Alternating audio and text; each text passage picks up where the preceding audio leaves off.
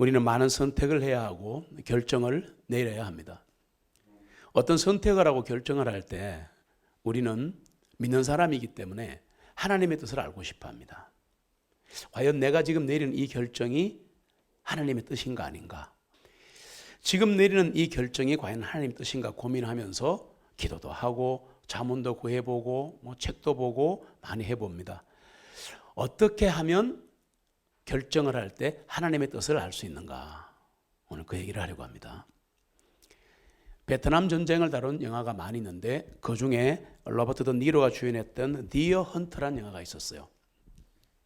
그 영화 속에 보시면 주인공하고 그 월남에 남은 그 미쳐버린 주인공의 친구가 계속 돈을 보내오는데 미국 본국으로 사람은 살아있는 것 같은데 연락이 안 돼요. 그래서 주인공이 월남 전쟁이 있는 현장으로 뛰어들어갔는데 월남이 망해가는 상황입니다. 1974년쯤 되는데 막 망해가는 상황에서 사람들이 이 게임을 합니다. 엄청난 돈을 걸고 게임을 하는데 러시안 룰렛 게임입니다. 이게 뭔가 하면 이제 두 사람이 선정이 돼요. 이 사람들도 돈을 많이 받습니다. 그런데 양쪽에 편을 갈라놓습니다. 갈라놓고 이제 돈을 거는 거죠. 격투기처럼 돈을 거는 건데 주먹으로 싸우는 게 아니고 권총 한 자루에다가 총알 하나를 딱 넣고 돌립니다. 탁탁 돌린 다음에 먼저 한 사람이 머리에 대고 격발을 합니다. 안 죽으면 그 다음 사람에게 넘어갑니다. 두 사람밖에 없으니까. 또 쏘죠. 그러다가 한 사람이 죽어야 끝나는 죽음의 게임이죠. 러시안 룰렛 게임이라 그럽니다. 많은 사람에게 충격을 줬던 월남전 영화였습니다. 우리가 인생의 중요한 선택에서 하나님의 뜻을 알기 위해서 이상하게 교회 안에도 성경 룰렛 게임을 하는 사람들이 많습니다. 그게 무슨 말인가 하면 성경책을 이렇게 갖다 놓고 펴는 거죠. 그래서 이제 이 성경책을 편 다음에 이게 하나님의 뜻이라고 생각하고 한때 많이 유행했습니다. 지금도 그렇게 많이 한대요. 그래서 어떤 사람이 하나님의 뜻을 알기 위해서 그날도 성경 룰렛 게임을 시작을 했습니다. 그래서 착 펼쳤는데 마태복음 27장 5절이 나왔어요. 보니까 떠나가서 스스로 목을 매달아라 그러대요. 이건 아니지. 다시 탁 펼쳤어요. 누가복음 10장 37절이 나왔는데 가서 너도 이와 같이 행하라. 한 번 더. 그래서 탁 펼쳤는데 요한복음 2장 5절 너희에게 무슨 말씀을 하시든지 그대로 행하라. 이런 식으로 한다고 해서 이게 펼친다고 해서 하나님의 뜻이 나타나는 게 아니에요. 이건 거의 점괘보다 못한 겁니다. 그리스도인들이 하나님의 뜻을 알기 위해서 행하는 또 다른 방법이 하나 있는데 지금도 많은 교회들이 행하고 있는데 그게 성경적인 건 아닙니다. 뭐냐 하면 말씀 암송 카드를 뽑는 겁니다. 특별히 연말연시 송신 예배가 되면 다 나와가지고 주머니 갖다 놓고 성들이 뽑아가서 오늘의 말씀인데 그렇지 않습니다. 제가 연구를 하다 보니까 사도행전에 나오는 제비뽑기 있죠. 제비를 뽑아서 그 안수집사를 세우는 과정을 보시면 그때만 있었어요. 그리고 그 이후에 성경이라든가 모든 기록들에 보면 교회가 제비를 뽑았다는 말이 한 번도 나오지 않습니다. 단회적인 사건인데 지금도 그렇게 하고 있습니다. 말씀 암송 카드를 집에 놓고 이렇게 뽑아보는 거 내용은 다 좋아요. 말씀 암송 카드에는 너무 좋은 것만 들어있어요. 그런데 문제가 뭐냐?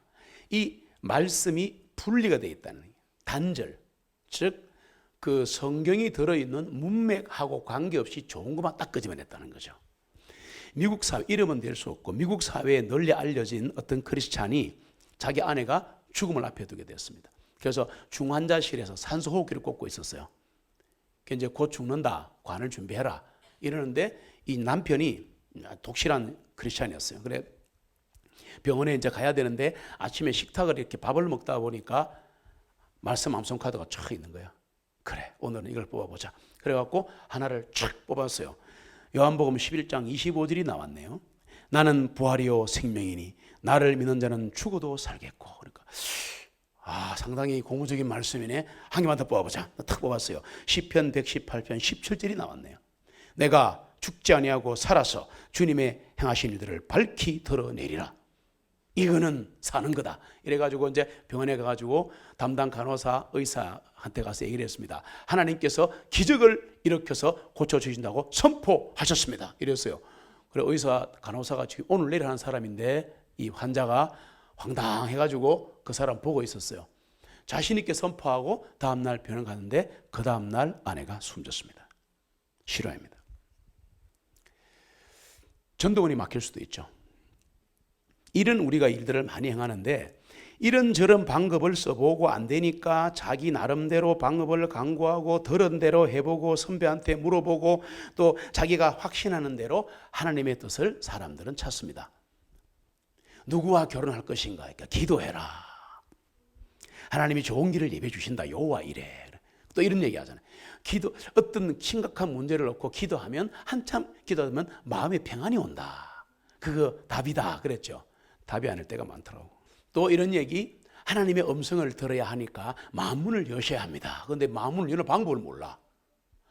이런 어떤 참 방금 얘기했지만 여러 가지 러시안 성경 룰렛 게임에다가 뭐 말씀 암송 카드에다가 그다음에 뭐 기도해라, 뭐 음성을 들어라, 마음을 열어라, 뭐 다 해보는데 실제적으로는 항상 보면 참 죄송하지만 그리스도인도 자기 마음대로 결정해놓고 하나님이 하셨다고 생각하는 거예요. 하나님의 뜻이 무엇인가를 모르기 때문에 우리가 이런 혼란이 일어나는 거죠. 하나님의 뜻을 우선 세 가지 의미로 이해를 하셔야 됩니다. 하나님의 뜻은 한 가지가 아니고 성경적으로 세 가지가 있다. 첫 번째, 하나님의 뜻은 하나님의 영원한 계획입니다. 이게 제일 중요합니다. 하나님의 영원한 계획. 태초부터 영원까지 어떤 일들이 일어나고 일어나지 않을 것인지를 창세전에 영원전에 미리 정하신 거죠. 이건 절대 못 바꿉니다. 에베소서 1장 11절에서 바울이 하나님의 계획과 목적을 말씀합니다. 같이 읽습니다. 그분 안에서 모든 것들을 자신의 뜻하신 목적대로 이루신 분의 목적에 따라 우리가 미리 정하심을 받아 그분 안에서 상속을 받았으니 아멘. 우리가 하나님 앞에 구원받고 여기 지금 이렇게 있는 것은 창세전에 미리 정하신 겁니다. 엄청난 겁니다. 그러니까 이거는 바꿀 수 있는 게 아니에요. 이런 것을 제일 먼저 하나님의 뜻이다 이렇게 말하는 겁니다. 다시 말해서 우주의 역사, 인류의 역사는 하나님의 계획과 목적대로 풀어가는 하나님의 이야기입니다. 사람의 이야기가 아니에요. 이 전 우주와 이 땅, 이 세상의 모든 역사는 사람의 역사가 아닙니다. 하나님이 이끌어 가시는 그분의 역사입니다. 우리가 이 하나님의 중요한 계획과 목적을 내 의지나 내 뜻과 동일시하는 것은 하나님의 영역을 침범하는 겁니다. 특별히 모든 성경 말씀을 자기에게 유리하게 갖다 붙여 해석하는 큐티 방식은 그래서 단편적이고 위험할 수 있다. 잊지 마십시오. 하나님의 첫 번째 뜻은 뭐라고요? 하나님의 영원한 계획입니다. 두 번째로 하나님의 뜻은 뭐냐? 성경 말씀입니다.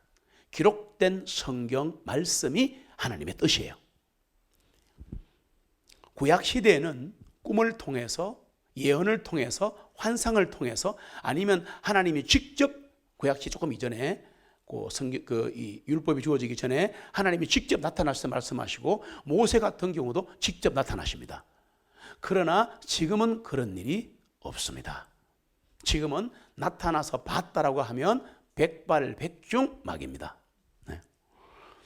그래서 성경은 우리가 무엇을 믿어야 하는지, 어떻게 행해야 하는지, 하나님께서 우리에게 무엇을 원하는지 이런 걸 말씀하고 있는 거예요. 그래서 다시 말해서 그리스도인의 지침서로 준 것이 성경 말씀입니다. 가이드라인이에요. 여러분 운전하면 처음에 운전을 하는 법을 배우죠. 시험도 치죠. 그럼 좀 운전은 뭐 평범한 사람 다 할 수 있잖아요. 배는 아무나 할 수 없습니다. 비행기는 고도의 훈련을 받아야 합니다. 그러면 지침서대로 훈련하지 않으면 비행기 추락해 버립니다. 그 수백억 하는 비행기를 운전하는 그 모는 비행사 한 명을 훈련시키는 데는 수십 년이 걸립니다. 그래서 500억짜리 비행기를 버리더라도 조종사를 구하는 것이 원칙인 거죠. 비행기는 만들면 되는데 돈만 있으면 비행사는 그만 만들 수 있는 게 아니에요. 그러니까 우리가 이 땅을 살아가면서 우리가 원하는 것들이 있습니다. 여러 가지 것들이 있는데 그보다 더 중요한 것은 나 자신입니다. 그걸 아셔야 돼요. 나를 어떻게 만들어가는가. 이렇게 예수 믿는 사람의 행동 안내 지침서가 성경 말씀인데 이 성경 말씀이 하나님의 뜻이에요.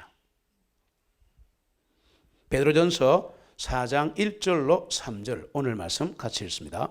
그리스도께서 우리를 위하여 육체로 고난을 받으셨으니 너희도 같은 마음으로 이같이 무장하라.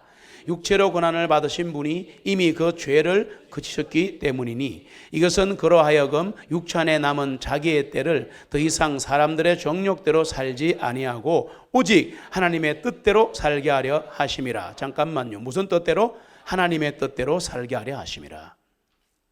또 있습니다. 우리가 음란과 정욕과 술취함과 방탕함과 환락과 가증한 우상 숭배를 행하여 이방인들이 하는 것을 행하는 것은 우리의 지난 삶에 지나간 대로 성경에서 이방인, 이교도 그러면 예수 안 믿는 사람을 이방인이나 이교도라고 말을 합니다. 그래서 이렇게 살아가는 것은 예수 믿기 전에 그때로 충분했지 않느냐 이렇게 말하고 있습니다. 그러면 예수 믿는데도 신앙이 식어버리고 거의 화석화된 사람들, 신앙이 식어버린 사람들은 하나님의 뜻과 관리는 없는가? 있습니다. 오늘 말씀 베드로전서 4장 4절로 6절의 답이 있습니다. 같이 읽습니다. 그러므로 너희가 그들과 함께 동일한 방탕에 휩쓸리지 아니함을 그들이 이상하게 여겨 너희를 비방하나 그들은 산자들과 죽은 자들을 심판하시게 될 그분께 설명하게 되리라. 이는 이런 연유로 죽어있는 자들에게도 복음이 선포되었나니 이것은 그들이 육신으로는 사람들과 같이 심판을 받되 영으로는 하나님과 같이 살게 하려 함이라. 아멘. 무슨 말인가 하면 해당 사람들이 왜 당신 예수 믿는 사람들은 술도 안 마시고 이것도 안 하고 저것도 안 하고 뭔 재미로 사냐 이래 물어본단 말이에요. 그 나중에 다 하나님께 설명해야 됩니다. 그렇게 말했던 거를. 그리고 왜 우리와 같이 동일한 방탕에 휩쓸리지 아니하냐? 이게 요즘 동성애에 관한 것들입니다. 그래서 이상하게 여기면서 우리를 비방하지만 나중에 하나님 앞에 심판받아요. 그런데 이런 연유로 죽어있는 자들에게도 복음이 선포되느니, 그러니까 그러면 무덤에 있는 사람에게 선포했냐? 그 말이 아니고 성경에 고린도서라든가 베드로전서에 나오는 죽어있는 자들은 무슨 뜻이냐 하면은 신앙이 식은 자들을 말하는 겁니다. 예, 교회를 다녀도 기쁨이 없고 형식적으로 교회를 다니는 사람들을 성경은 죽은 자들에게 복음이 선포되었다. 이렇게 보시면 되잖아요. 육신으로는 예수 아멘 사람한테 심판받고 영은 하나님과 같이 살게 하려 함이라. 영이 하나님과 같이 사는 거 보니까 이것은 예수 믿는 사람이 맞는데 그러나 육신은 해당 사람 같이 심판받는다는 얘기입니다. 여러분 잊지 마십시오. 기록된 성경 말씀이 하나님의 뜻입니다. 그러면 우리가 원하는 건 뭐냐? 충분히 이해됐는데 그래도 하나님의 뜻이 어디 있습니까? 할 때 그 뜻을 알고 싶은 거 아니에요. 그렇잖아요. 그 얘기하려고 쓴 거잖아요. 세 번째로 하나님의 뜻은 어떻게 우리는 하나님의 뜻을 알 수 있나 할 때 그 뜻입니다. 그러니까 세 가지가 있다는 거예요. 다시 한번 복습해 보시면 첫 번째는 영원하신 하나님의 계획이 있죠. 영원하신 바꿀 수 없는 거. 그게 하나님의 뜻. 두 번째, 기록된 성경 말씀이 하나님의 뜻. 이제 하려고 하는데 세 번째는 우리가 하나님 뜻이 어디 있습니까? 왜 내게 이런 일이 있습니까? 라고 할 때 하나님의 뜻을 찾을 때 그 뜻입니다. 다시 말해서 한 사람 한 사람을 향하신 하나님의 의지입니다. 하나님의 인도하심이죠. 그 뜻이라 그러죠. 사실 이 불확실한 시대를 살아가는 우리 그리스도인들에게 나를 향하신 하나님의 뜻이 뭔가 안다면 참 편리할 겁니다. 얼마나 보세요. 지금 내가 하는 행동이, 내가 하는 사역이, 사업이, 모든 일이 하나님의 뜻이라면 얼마나 자신 있게 진행하겠습니까? 그 사람들은 하나님 뜻을 알고 싶어 하는 거예요. 이거를 마귀는 이용하고 그렇게 합니다. 근데 중요한 것은 한 사람 한 사람을 향한 하나님의 뜻은 알 수 없습니다. 이게 답입니다. 그런 일은 일어나지 않습니다. 하나님이 한 사람 한 사람에게 하나님의 뜻을 다 보여주신다. 있을 수 없는 시대입니다. 그럼 어떻게 하면 됩니까? 자, 들어보시기 바랍니다. 하나님의 자녀가 되면 하나님의 자녀가 된 그리스도인은 하나님이 인도하십니다. 근데 그 인도가 애매하지 않고 분명하다는 거예요. 내가 내 고집을 피우고 내 필요에 따라 살아가니까 뜻이 안 보이는 것뿐입니다. 좀 손해를 감수하고 어려움을 감수하고 그대로 가고 있으면 하나님 인도하실 텐데, 내 길을 갔기 때문에 to his own way, 자기의 길을 가고 있기 때문에 하나님의 길이 안 보이는 것뿐이라 이 말입니다. 그러면 하나님이 인도하셨다는데 그 인도 어떻게 아십니까? 예, 하나님이 우리에게 주신 바로 그분의 말씀 가운데 인도하심이 있습니다. 주님의 말씀은 내 발의 등불이라. 할렐루야. 딱 비추잖아요. 우리는 2km, 3km, 그 다음에 내일, 그 다음에 10년, 미래를 꽉 내다보는 서치라이트를 갖고 싶어 하는 겁니다. 그래서 예언자들이 판을 치는 거죠. 그러니까 안 보인다 해서 사람들에게 그럴듯하게 쇼를 해주는 거, 그 달콤한 말로 유혹하는 것도 누구라도 할 수 있죠. 평안하다, 평안하다, 평안하다, 다 할 수 있죠. 예, 아닙니다. 여러분, 쓴소리하고 바른 소리 하는 사람을 가까이 하시기를 소망합니다. 내게 아부하고 좋은 소리 해주는 사람이 당장은 좋은 것 같지만 달콤한 설탕처럼 이빨을 녹이고 위장을 녹여버리는 겁니다. 나중에 모든 성인 질병이 다 올 수 있어요. 설탕 쪽이요, 당분하고 이런 게. 쓴 한약이 쓴 뿌리, 쓴 맛이 나는 음식들이 음식에 좋은 거예요. 이거는 망고 진리입니다. 하나님의 말씀이 은혜 주고 위로도 주지만 찔림을 주고 그러지 마라 그럴 때는 그게 자꾸 순응하려고 해야지. 아, 이래서 안 된다, 저는 또 교회 옮기고, 이래서 안 된다, 뭐 듣기 싫고, 저 사람은 나에게 바른 말 하니까 안 사귈 거야. 아닙니다, 아닙니다. 바른 말 하는 사람을 사귀시기를 바랍니다. 그리고 어릴 때는 그런데 나이가 40, 50이 돼서 그 나이가 어느 정도 된 상태에서 어느 사람이 그 사람에게 충고한다는 것은 굉장히 호의적인 사람이에요. 욕 드는 거를 각오하고 얘기하는 거 아닙니까? 아닙니까? 꼬마들은 그렇지 않아요. 사탕 하나 줘, 싫어, 끝이에요. 단순해요. 그러나 어른들은 사탕 하나 달라는 말을 금방 못하지 않습니까? 도와달라는 말을. 그러니까 그렇게 하면 안 돼, 당신 그 길로 가면 안 돼라고 말하는 것은 엄청나게 나에게 관심 있는 사람입니다. 믿으시기 바랍니다. 네, 목사 아니라도 똑같습니다. 누구라도 그 사람을 귀하게 여기셔야 합니다. 네. 디모데후서 3장 16절로 17절이 믿는 자에게 주시는 하나님의 뜻입니다. 답을 드리고 시작할게요. 같이 읽습니다. 모든 성경 기록은 하나님의 영감으로 주시는 것으로 교리와 책망과 바로잡음과 의로 훈육하기에 유익하니, 이것은 하나님의 사람으로 하여금 완전하게 되어 모든 선한 일에 철저히 갖추어지게 하려 함이니라. 아멘. 뭐가? 성경 기록이. 성경 기록이. 기록된 성경 말씀이 그렇게 한다고요. 하나님의 영감으로 기록된 성경은 우리에게 4가지 유익한 점을 주고 있습니다. 먼저 우리가 무엇을 믿을 것인가 가르쳐 주는 거죠. 그리고 다음으로는 우리가 잘못했을 때 책망합니다. 징계를 받지 않는 것은 사생아니라. 너희들이 내 친아이들이면 내가 너희들을 징계하리라. 그러니까 하나님 주시는 징계를 달게 받으면 하나님은 화를 복으로 바꿔주십니다. 그리고 세 번째는 우리가 있어야 할 자리로 되돌아오게 만들어주는 거죠. 마지막으로 우리가 바르게 살 수 있는 길과 교훈을 주는 게 4가지 유익점이 있습니다. 이 4가지 유익점, 우리가 무엇을 믿을 것인가, 내가 잘못할 때 책망해주고 있어야 할 자리로 돌아오게 하고 그리고 바른 방향으로 갈 수 있게 만들어주는 4가지 유익은 하나님의 사람으로 하여금 완전하게 되어 모든 선한 일에 철저하게 갖추어지게 하려고 이 유익과 말씀을 주신 겁니다. 기억하십시오. 우리가 성경을 바로 알고 바로 적용하면 삶의 파도처럼 밀려오는 수많은 선택에 필요한 모든 것들을 말씀을 통해 공급받을 수 있습니다. 네. 다시 말해서 하나님이 원하시는 삶을 살 수 있고 인생의 문제가 해결되는 것을 볼 수 있습니다. 네. 하나님의 뜻을 알고 싶으시면 성경 보시면 됩니다. 하나님 뜻대로 살고 싶으시면 성경대로 사시면 됩니다. 우리는 이렇게 생각합니다. 너무 어렵습니다. 성경대로 사는 게 얼마나 힘든 줄 아십니까? 아니요. 착각입니다. 성경대로 살아가다 보면 성경대로 사는 게 제일 쉬워요. 예수 믿는 사람은 그렇습니다. 아닌데요. 아니요. 살아보지 않아서 그렇습니다. 내 욕심, 내 고집, 내 불순종, 내 거, 아직도 내 행복, 이런 것들이 꽉 차 있고 신앙생활을 수십 년 하면서도 습관을 버리지 못하는 이런 것들 때문에 내가 너무 살아있기 때문에, 내가 너무 살아있으니까 성경이 나를 인도할 수가 없는 거예요. 성경 말씀은 네 발에 등불이라 그랬는데 등불은커녕 뭐 촛불도 안 되는 거야. 바람불은 꺼져버리는 거야.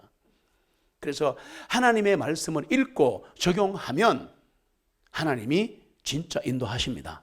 그리고 성경대로 살면 너무 쉽습니다, 여러분. 이 고민이 필요 없는 거예요. 쓰러지고 넘어지는 건 조금 다른 문제입니다. 여기서 제가 충격적인 사실 하나를 말씀드릴게요. 우리 이렇게 질문하죠. 하나님, 제가 지금 삶을 살아갑니다. 어디로 가야 할지, 이사를 가야 할지, 말아야 할지, 자녀를 어떻게 해야 할지, 뭐 수술을 해야 될지, 말아야 될지, 이 사업을, 하여튼 중요한 선택을 할 때 하나님의 뜻이 무엇인지를 어떻게 알 수 있을까 막 고민하잖아요. 이거 정확하게 말씀드릴게요. 성경적인 것이 아닙니다. 우리는 정말 설교를 잘못 들으신 거예요. 기도하시면 하나님이 하십니다. 아니요, 하지 않습니다. 기도해서 하나님이 하나님의 뜻을 내게 보여줄 정도의 사람이 되면 그 사람은 벌써 말씀에 젖어 있는 사람이에요. 그걸 아셔야지 생활도 그렇고 말씀도 읽지 않으면서 기도만 해가 하나님이 주신다. 난 그런 생각을 본 적이 없어요. 본 적이 없어요. 기도 중요하죠. 하나님, 제가 지금 이 문제에서, 이 상황에서 어떻게 해야 됩니까? 하나님 뜻은 어디 있습니까? 어떻게 할 수 있습니까? 이 질문 하나님이 기뻐하지 않으십니다. 그걸 아셔야 합니다. 더 중요한 것은 그런 질문에 거의 응답하시지 않습니다. 다 사람들은 내 목적과 내 방향과 내 소원을 딱 정해놓고 나서는 요거는 딱 잡고 놓지 않으면서 하나님 뜻이 어디 있습니까? 앞에는 주먹이 왔다 갔다 하는 거야. 느낌. 이거를 내려놔야지 하나님 뜻이 보이는데 내 소원, 내 거, 내 지금 소원, 내 거 이걸 앞에 놓고 자꾸 기도를 하는 거야. 그러면서 기도하는데 찝찝한 거야. 느낌 아시겠습니까? 찝찝한 거지. 왜 이게 안 보여야 되는데 이게 자꾸 보이잖아. 이게 올라오잖아 자꾸. 근데 기도하면 답은 나와 있어 벌써. 가는 거야. 이 길을 가는 거야. 아시겠습니까? 무슨 말인지? 기도라는 것은 진짜 하나님의 뜻을 하고 싶으면 기도를 하고 싶으면 내려놔야 되는 거예요. 다 내려놓고 하나님이 진짜 그 길을 가라시면 무조건 가면 기적이 일어나게 돼 있어요. 그걸 우리는 못하는 거야. 왜? 겁이 나니까. 여러분, 하나님은 우리에게 성경을 주셨습니다. 성경은 우리를 인도하기에 충분합니다. 충분합니다.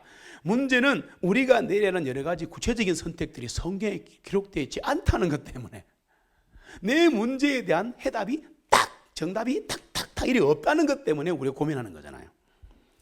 이 대학에 갈지 저 대학에 갈지 어떤 직업을 가지며 누구와 결혼하는 것이 좋은지 이사를 갈지 말지 뭐 여러 가지 것들을 성경은 침묵하고 있다는 데 문제가 있습니다. 우리에게.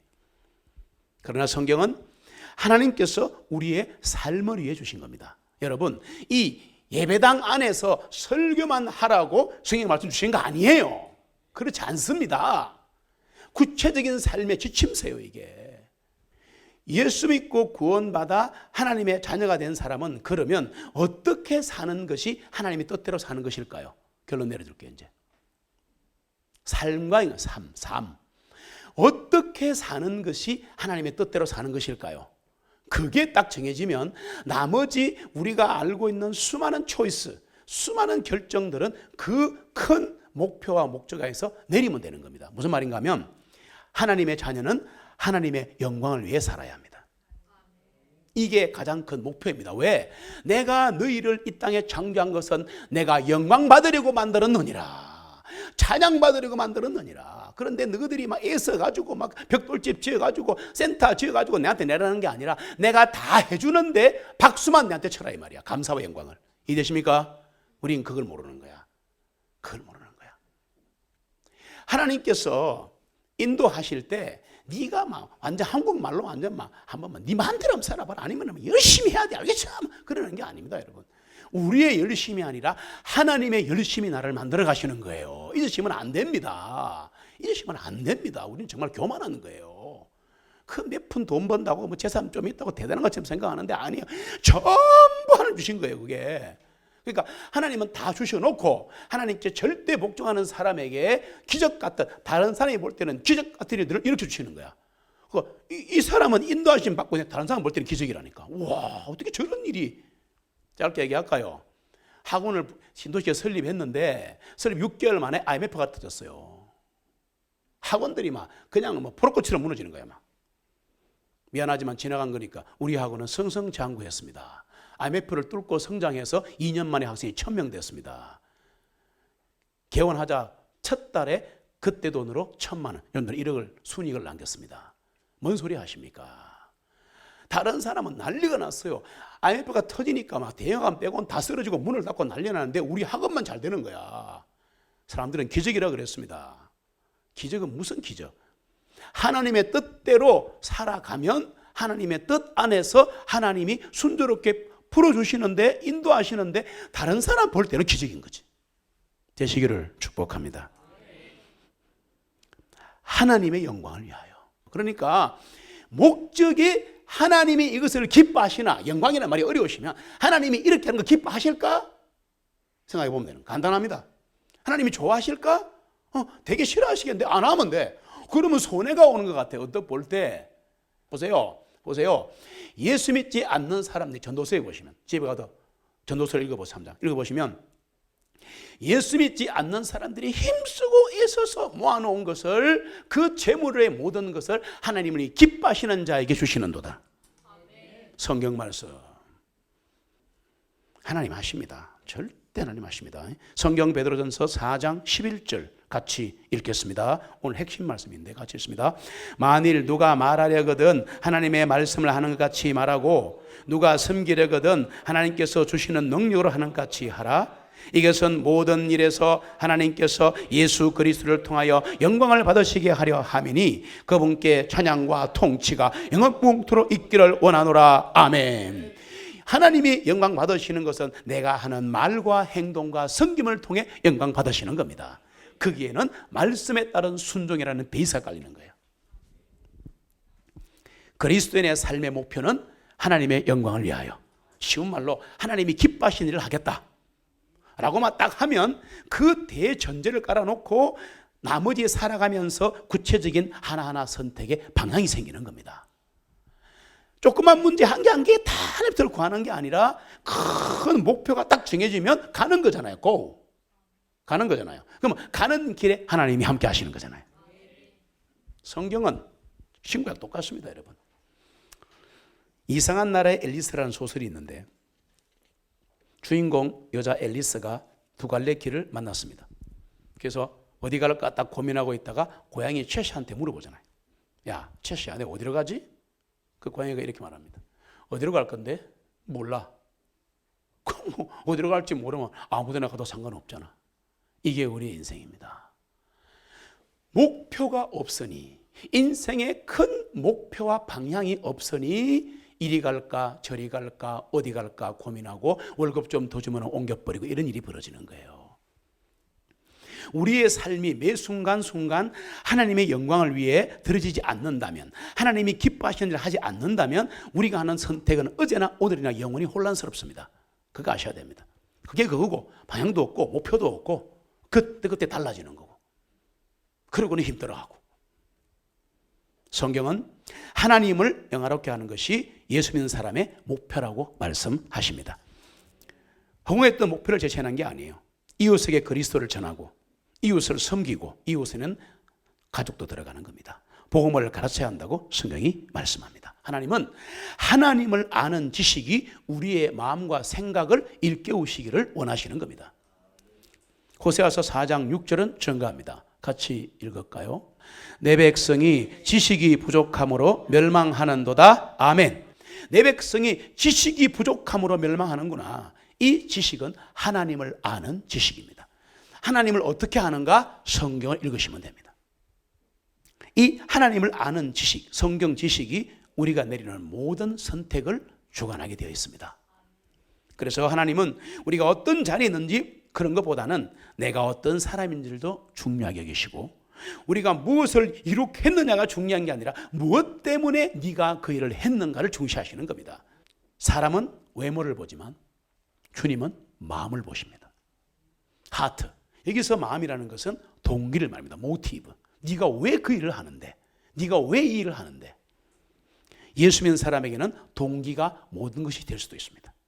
동기가 행위보다 더 중요할 때도 있습니다. 여러분, 내가 하나님 나라의 가치관으로 변화되어서 무엇을 선택하면 그 모든 선택이 곧 하나님의 뜻대로 행한 선택이 됩니다. 기쁘시지 않습니까? 기도하실 필요도 없고요.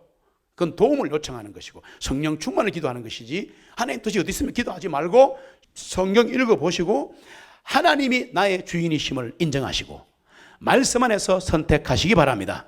그러면 내가 어떤 선택을 하든 그 모든 선택을 통해 하나님이 영광 받으십니다. 그리고 나 자신과 내 가정은 더욱더 풍성하고 복된 삶을 누릴 수 있습니다. 구원 후의 선택은 당신에게 달려 있습니다. It's up to you.